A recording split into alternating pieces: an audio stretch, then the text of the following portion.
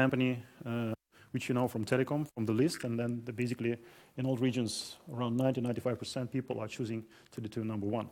So in the new ones, it's still somewhere very close to 80, somewhere it's below 50%. So there is a room for growth, and I think it goes in line. So once we invest in a brand, once we really make brand established in the market, so it really drives the market share and, of course, revenue. Mobile market forecast. Again, a lot of discussions. So we have 2G licenses. Will it be enough for the future? What will we do with 2G and spectrum we have in the next 5 years? And there is a very clear view from our side. First of all, we cannot run in front of the train. So we will always be in line with the market. And of course, market is driven not only by our wish to invent new technologies and new standards, but also by very simple things like availability of the mobile terminals. And Russia is a bit behind Western Europe, so we have to say that, if I remember right, so I think it's 3 and 2G mobile terminals in Sweden. It's already 50-50. Yeah? That's the picture. So we expect the same story in Russia, not earlier than 2015.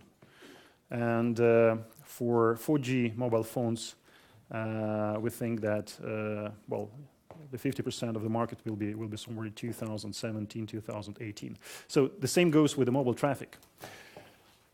So 2G will be a major carrier of voice traffic till 2015. So that's why I think it's pretty obvious that in coming few years we will have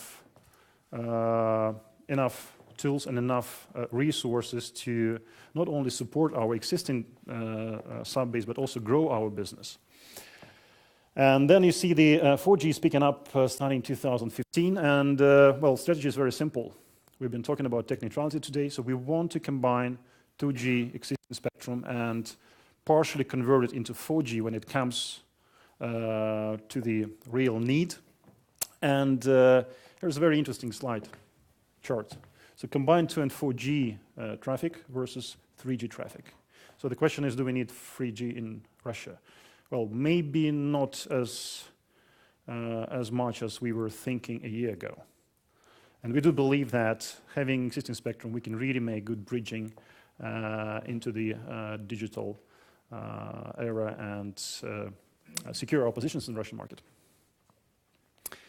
And of course, to do that, so we need to be sure that regulator is really taking and making right decisions. And so recent update is that, first of all, the spectrum which is going to be used in 2.6 will be, so to say, spread among the players, not this year, so it will take some time to them to make their mind clear.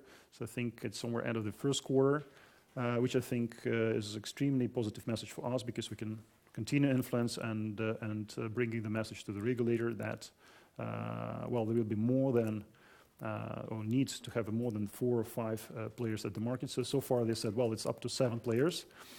And as I said, the key question for us is tech neutrality. So we want to make tech neutrality in Russia, and regulator already saying now that somewhere in 2013, tech neutrality principles will be applied for Russian market, which is extremely good and positive message for us. So by saying that, I have to once more repeat that we see our future pretty solid. We are cautiously optimistic about the regulator's decisions, and a good thing that we are able to influence those decisions in a big extent. With that, thanks a lot, and I'm ready to answer your questions.